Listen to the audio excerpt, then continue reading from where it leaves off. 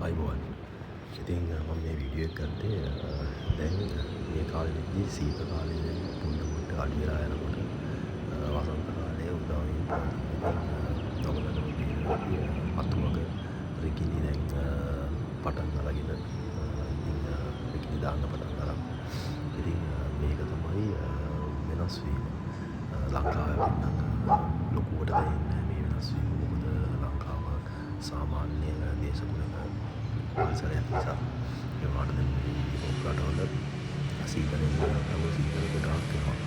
කියන්නේ මයිනස් එකක් යනවා. ඉතින් ඒ වගේ තමයි මේ යුරෝප් වල මේ ඍතු හතර වෙනස් වෙන විදිය හරි සුන්දරයි.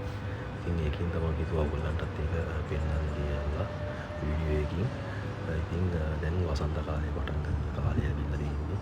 සීතලත් නැහැ, රස්නෙත් නැහැ. හරි සුන්දර පරිසරයක් තියෙන්නේ මේ කාලෙදී. ඉතින් මේ කාල සීමාව තියෙනවා ජූලි විතර වෙනකම්.